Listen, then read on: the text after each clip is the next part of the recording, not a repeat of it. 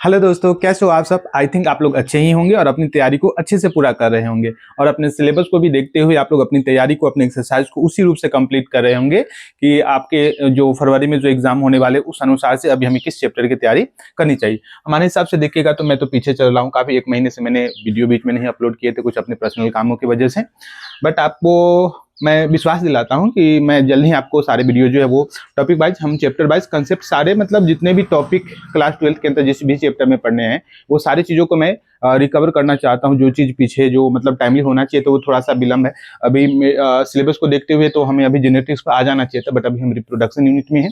तो उन चीज़ों को हम कवर करने के चक्कर में मैं आपको थोड़ा सा, आपको हर एक दो दिन पर एक दो वीडियो आपको मैं अपलोड करता रहूंगा ताकि जो चीज़ें वो जल्दी से जल्दी कवर हो सके।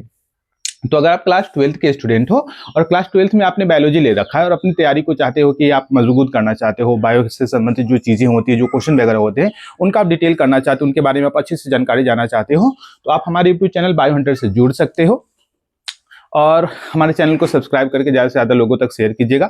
और आप अगर हमारे चैनल पर नए हैं तो पहले हमारे वीडियो को अच्छे से देखिए, हमारे कंटेंट को देखिए, हमारी थ्योरी को और हमारे समझाने के तरीकों को थोड़ा सा आप लोग देखिए, फिर आपको जैसा लगेगा उस हिसाब से आप लाइक कीजिएगा, ज़्यादा से ज़्यादा शेयर करते रहिएगा, है ना। तो आज हम लोग जो पढ़ने वाले हैं वो है टॉपिक हमारा पॉलिनेशन। क्लास 12 का एक इंपॉर्टेंट टॉपिक है जो आपका पॉलिनेशन है। पुष्टि पादप में जो आपका जनन है वो हम लोग पढ़ने वाले, या फिर इसी चैप्टर का नाम आपको कहा जाता है आवृत्तबीजी पादपों में लैंगिक जनन। तो वो आवृत्तबीजी पादप में जो लैंगिक जनन या जो जनन आपको पढ़ने वाले हैं तो उसमें एक टॉपिक हमारा आता है वो है आपका परागन। तो आज हम लोग पढ़ने वाले हैं परागन। परागन क्या होता है? तो परागन से पहले आपको ये समझ में आना चाहिए कि प्लांट के अंदर एक प्लांट के फ्लावर के अंदर कौन कौन से जो है वो पार्ट्स होते हैं, वो आपको पहले समझ में आना चाहिए ताकि ये परागन जैसी जो चीजें है वो आपको दिक्कत ना करें। तो प्लांट के अंदर अगर हम जब जाते हैं तो इसमें एक कलरफुल वाला रीजन मिलता है जिसको हम लोग कहते हैं बाह्य दलपुंज। जिसको हम लोग क्या कहते हैं? दलपुंज। जिसको क्या कहते हैं हम लोग? दलपुंज कहते हैं। तो ये आपका क्या हो जाता है? ये हो जाता है आपका दलपुंज। इसको क्या कहते हैं? दलपुंज। इसको क्या कहते हैं हम लोग? इसको कहते हैं हम लोग बाह्य दलपुंज। बाह्य दलपुंज। और ये जो होता है ना, ये पुष्प का हो जाता है आपका वर्तिकाग्र। और ये वाला जो रीजन हो जाता है इसको हम लोग कहते हैं वर्तिका। इसको हम लोग क्या कहते हैं? वर्तिका। ये शॉर्ट में है ना। इसका डिटेल अगर आप डिटेल जानना चाहते हो कि फ्लावर में कौन कौन से पार्ट्स होते हैं तो इसका जो हमने इस वीडियो के लास्ट में हम आपको डिस्क्रिप्शन में उसका लिंक दे देंगे, आप वहां पे जाकर के फ्लावर के सारे पार्ट्स को एक एक करके देख लीजिएगा। बहुत अच्छे से डिटेल किया गया है। आपको काफी ज्यादा डाउट जो है वहां से, बहुत सारी जो मन में सवाल रहे होंगे प्लांट के फ्लावर को लेकर के, वो सारे डाउट क्लियर हो जाएंगे। मैंने उस टॉपिक को बहुत अच्छे से, फ्लावर वाले टॉपिक को हमने डिस्कस किया, तो वहां से जाकर के देख सकते हो। अभी सिंपल यहाँ पे देख लीजिए, इसको हम लोग क्या कहते हैं? अंदर की तरफ से इसको हम लोग बोलते हैं ओवरी। ये हो जाता है आपका थैलेमस, जिसको आप लोग क्या कहते हो? पुष्पासन कहते हो। थैलेमस। ये हो जाता है आपका थैलेमस। इसको बोलो तो इसको क्या बोलोगे आप लोग? इसको तो आप लोग कैलिक्स बोल लो। इसको क्या बोलोगे? इसको बोलो आप लोग कोरोला बोल लो इंग्लिश में। ये इतना चीज। तो परागन क्या कहता है? हम डायरेक्टली आ जाते हैं आपके परागन टॉपिक पे, क्योंकि हमारा मेन जो आज का जो वीडियो होने वाला है वो परागन पे होने वाला है। तो परागन क्या होता है? परागन का मतलब क्या है? परागन का मतलब है कि एक और पार्ट यहाँ पे पहले थोड़ा सा देख लीजिए बच्चों।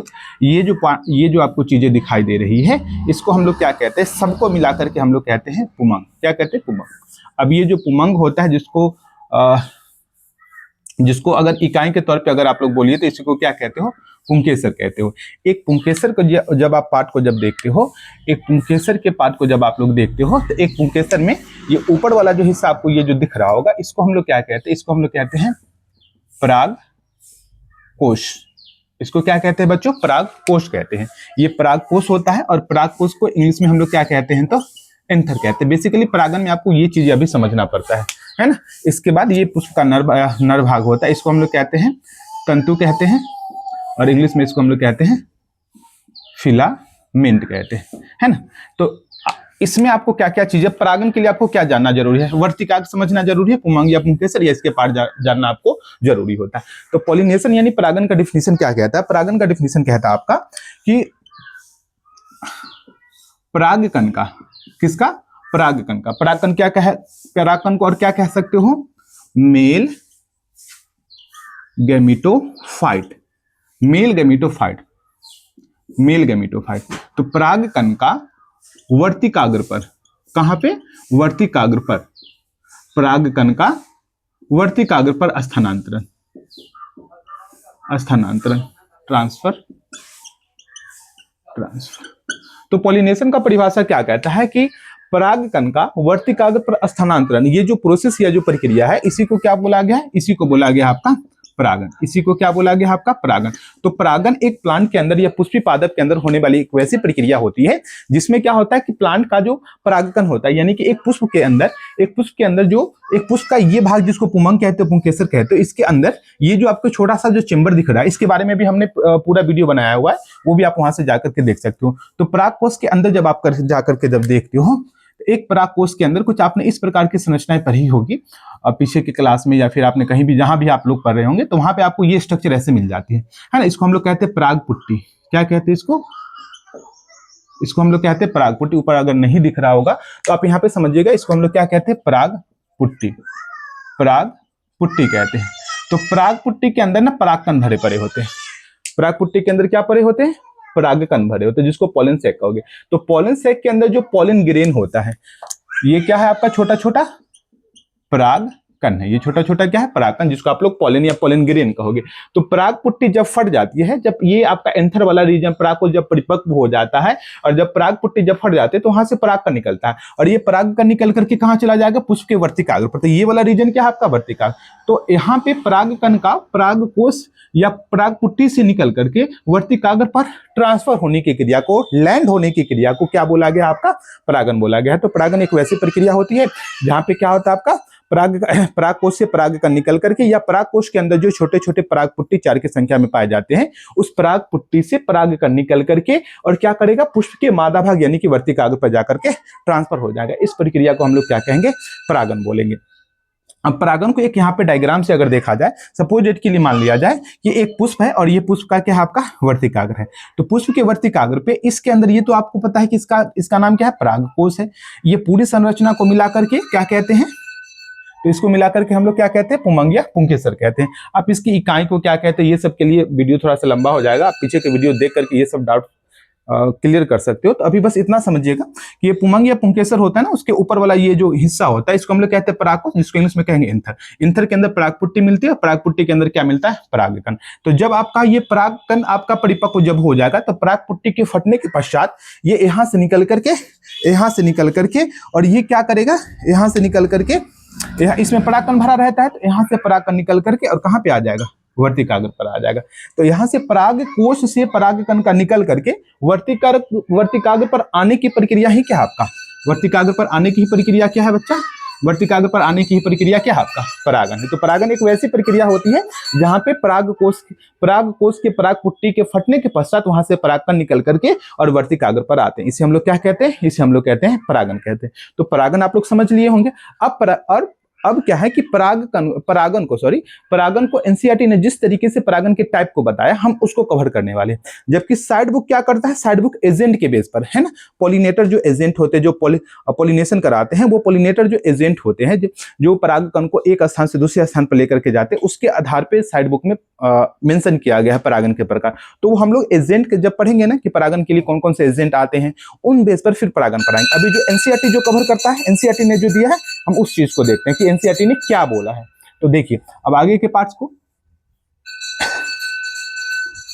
तो अभी परागन आपको समझ में आ गया होगा। परागन का मतलब क्या है, परागकण का परागकोश के परागपुट्टी से निकल करके और पुष्प के मादा भाग यानी कि वर्तिकाग्र पर ट्रांसफर होने की क्रिया क्या कहलाता है, यहां से परागकण निकलेगा और यहाँ पे ट्रांसफर हो जाएगा। इसको हम लोग क्या बोलेंगे बच्चा, परागन बोलेंगे। इसको हम लोग क्या बोलेंगे, परागन बोलेंगे।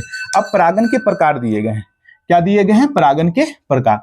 अब परागन के प्रकार को जब देखो, अकॉर्डिंग एनसीईआरटी हम बता रहे हैं, ठीक है, क्योंकि आप देखोगे 2025-26 में एनसीईआरटी 26 का तो एग्जाम, अगर बिहार बोर्ड के खास करके आप स्टूडेंट हो तो आप ये बात आपने गौर किया होगा कि सारे क्वेश्चन 2026 के जो भी क्वेश्चन आए, ऑब्जेक्टिव से लेकर के सब्जेक्टिव, वो सारे क्वेश्चन का लगभग पैटर्न आपका एनसीईआरटी पूरा का पूरा फॉलो हुआ है। तो पहले एनसीईआरटी बहुत बिहार बोर्ड बहुत कम कवर कर रहा था, उसी चीज को लेकर के चल रहा था, लेकिन वो साइड से भी पूछ रहा था। बट 2026 के एग्जाम में एनसीईआरटी आपका बिहार बोर्ड ने क्या किया, पूरा एनसीईआरटी को कवर करके लेकर के चल रहा है। और ये अच्छी बातें हैं, क्योंकि हमें आगे की तैयारी के लिए सभी बच्चों को, जब सीबीएसई बोर्ड वाले को कई सारे राज्यों के जो बोर्ड है अपना वो एनसीईआरटी कवर कर रहा है, तो बिहार बोर्ड को भी एनसीईआरटी कवर करना चाहिए। और ये अच्छी बात है कि उसने एनसीईआरटी कवर किया है, इससे बच्चों को तैयारी करने में सुविधा होगी आपको। अब यहाँ पे जब देखिएगा तो पॉलिनेशन यानी कि परागन, तो परागन के कितने प्रकार बताए गए, परागन के अकॉर्डिंग एनसीईआरटी 3 प्रकार बताए गए।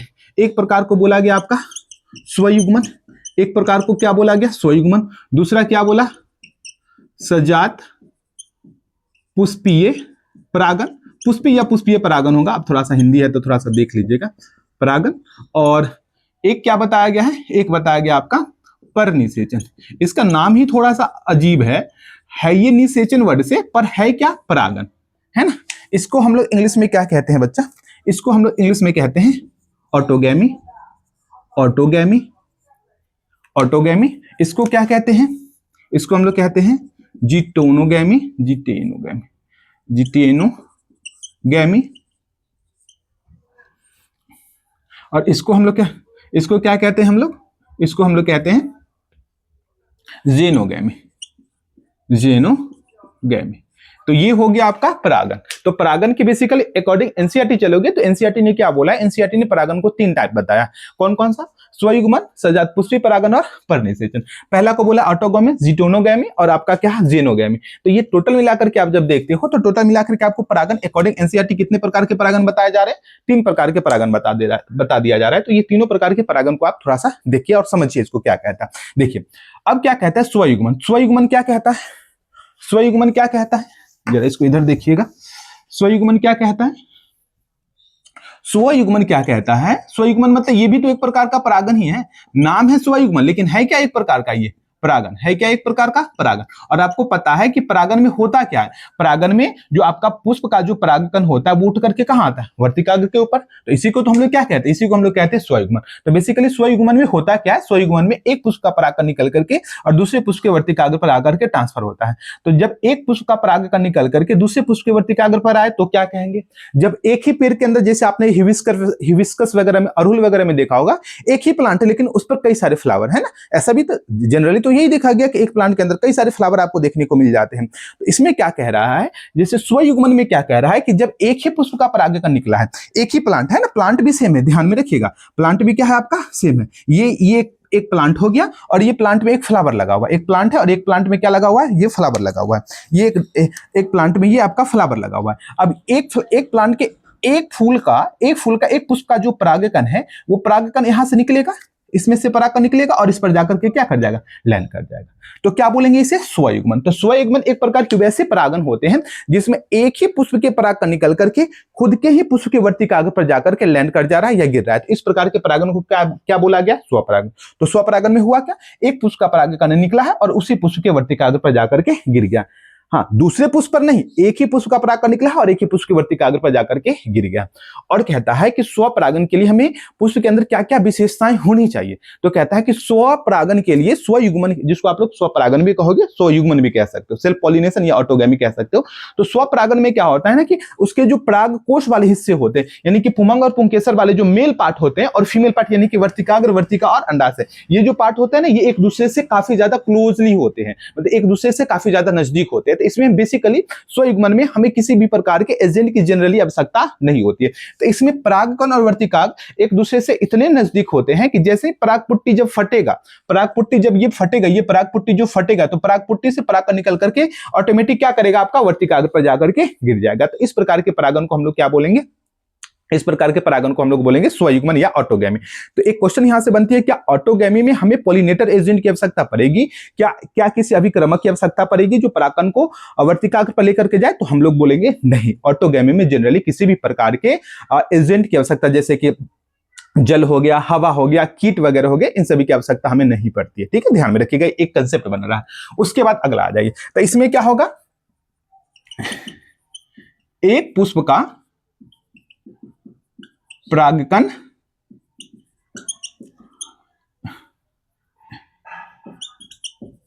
एक पुष्प का परागकण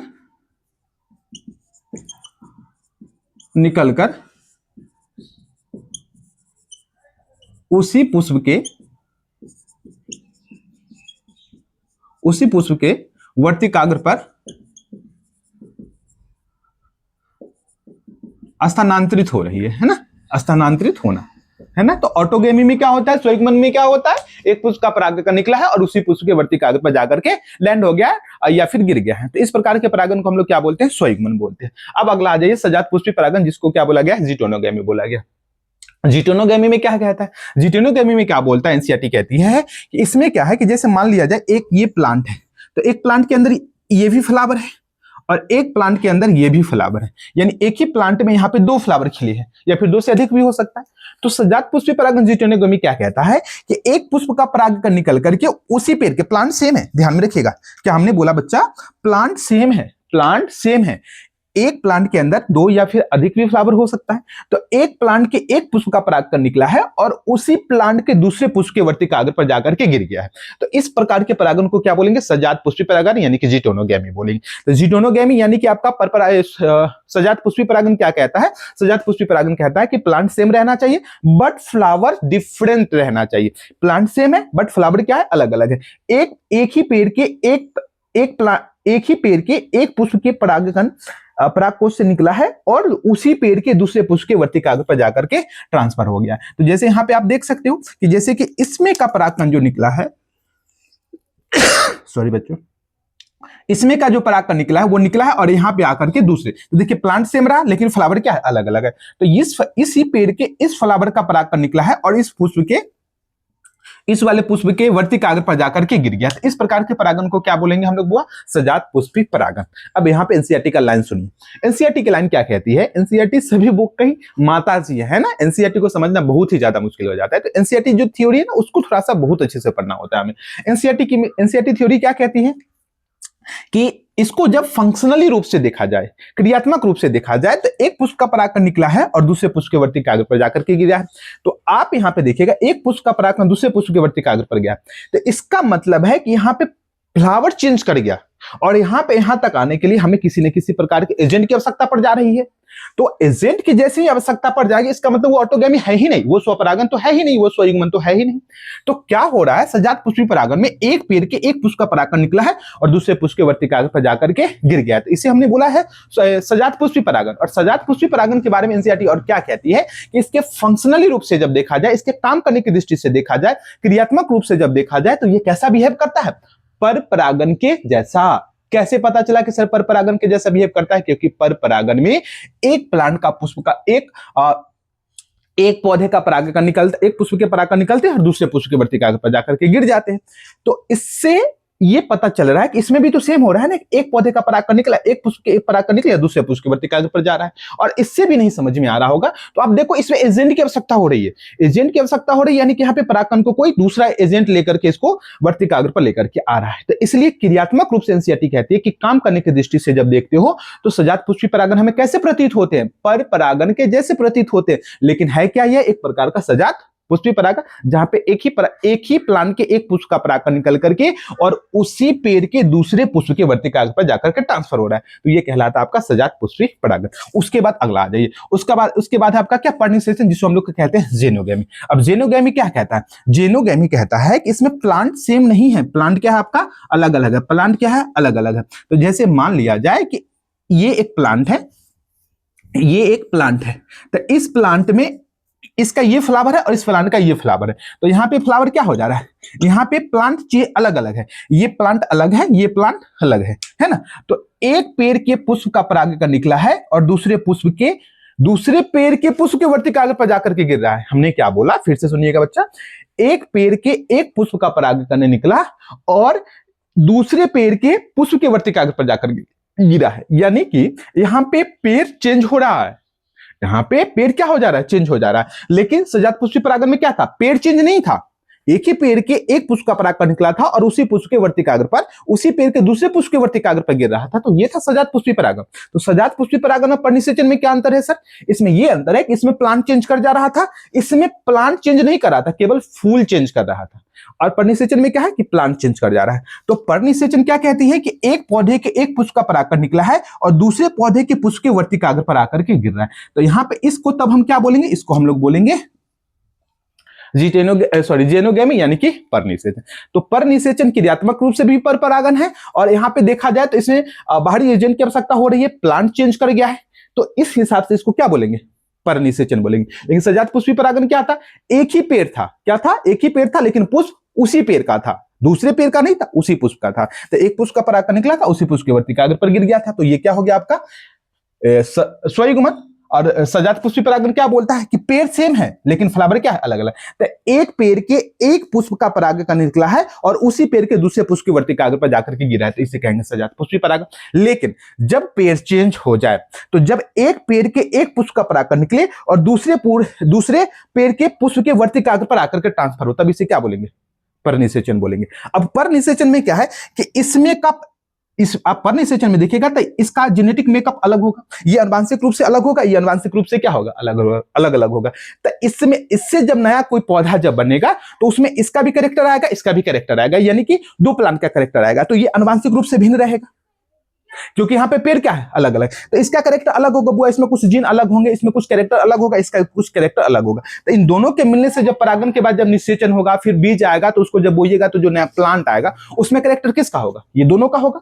तो ये क्या होगा, क्या एक ही जैसा गुण रहेगा इसमें, नहीं, ये आनुवांशिक रूप से दोनों से क्या हो जाएंगे, भिन्न हो जाएंगे।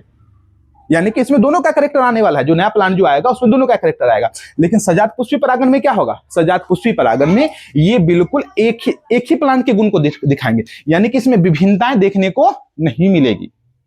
आ रहा है समझ में, इसमें विभिन्नताएं आपको देखने को नहीं मिलेगी, इसमें वेरिएशन देखने को नहीं मिलेगा। ये जेनेटिकली सेम होंगे लेकिन ये जेनेटिकली कैसे होंगे, डिफरेंट हो जाएंगे। क्यों, क्योंकि इसमें प्लांट तो सेम था। सजात पुष्पी परागण में क्या था, एक पेड़ का ही पुष्प का परागकण निकला था और उसी पेड़ के दूसरे पुष्प के वर्तिका पर जाकर के गिरा था। तो प्लांट तो दोनों सेम रहा, तो जेनेटिक मेकअप भी क्या रहेंगे, सेम रहेंगे। तो सेम रहेंगे तो जो रिजल्ट आएगा, जो बच्चे आएंगे, जो पौधे आएंगे, वो कैसे रहेंगे, एक ही जैसे होंगे ना, उनमें कोई विभिन्नता या फिर आनुवांशिक विभिन्नता देखने को मिलेगा, नहीं मिलेगा। तो सर स्वयुग्मन में क्या होगा, स्वयुग्मन में भी नहीं देखने को मिलेगा। क्यों, क्योंकि यहाँ पे फ्लावर भी क्या है, फ्लावर ही सेम है, इसका मतलब प्लांट भी सेम होगा। तो प्लांट भी सेम है, फ्लावर भी सेम है, तो क्या इसमें आपको आनुवंशिक विभिन्नता देखने को मिलेगी, नहीं मिलेगी। तो क्या क्या कंसेप्ट याद रखना है, इसमें आनुवंशिक विभिन्नता नहीं देखने को मिलेगी, इसमें आनुवंशिक विभिन्नता नहीं देखने को मिलेगी, बट इसमें आनुवंशिक विभिन्नता हमें देखने को मिलेगी।